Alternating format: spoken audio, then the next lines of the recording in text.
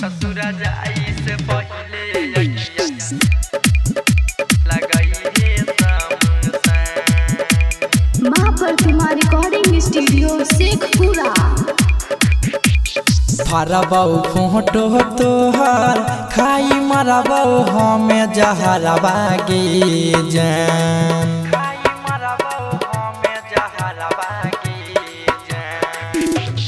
फरबौ photo तोहर खाई मरबौ हमें जहरबा गे जान।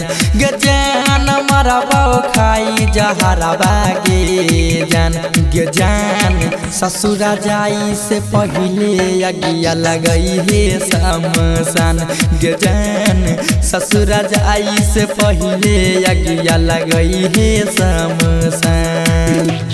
फरबौ फोटो तोहर खाई मरबौ हम जहरबा गे जान।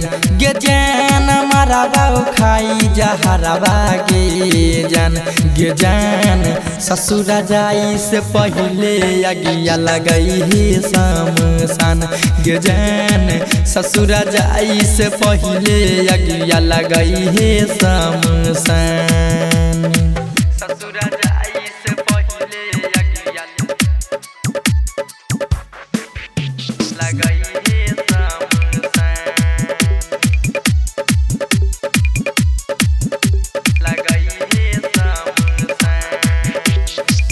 भेल कोन का सूर गे गेलही जे दूर गे।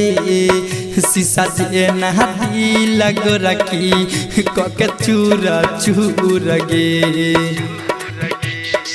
भेल कोन का सूर गे गेलही जे दूर गे।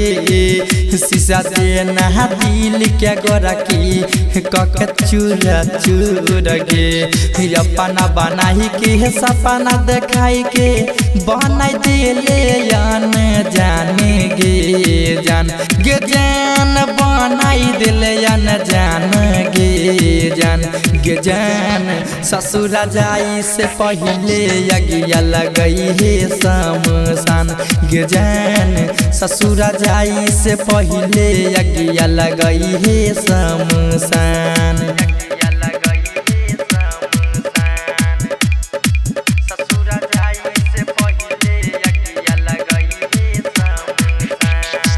सोनू दर भंगिया के संग में लेबही साथ फेरा। छोड़ के तू जाइल जबही होइते सबेरा। सोनू दर भंगिया के संग में लेबही साथ फेरा। छोड़ के तू जाइल जबही होइते सबेरा। राइटर संतोष के तोरा के जबही दिलवा के अरमान गे जान। गे जान दिलवा के अरमान गे जान।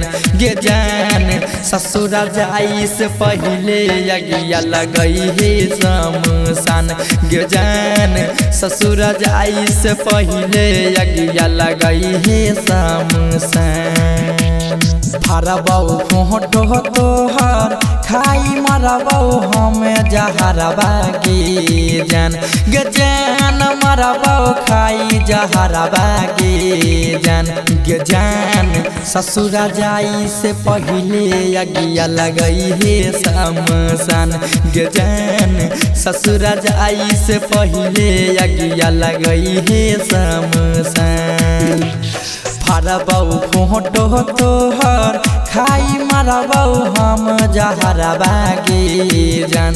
गे जान मरबौ खाई जहरबा गे जान। गे जान ससुरा जाई से पहले अगिया लगई है शमशान। गे जान ससुरा जाई से पहले अगिया लगई है शमशान।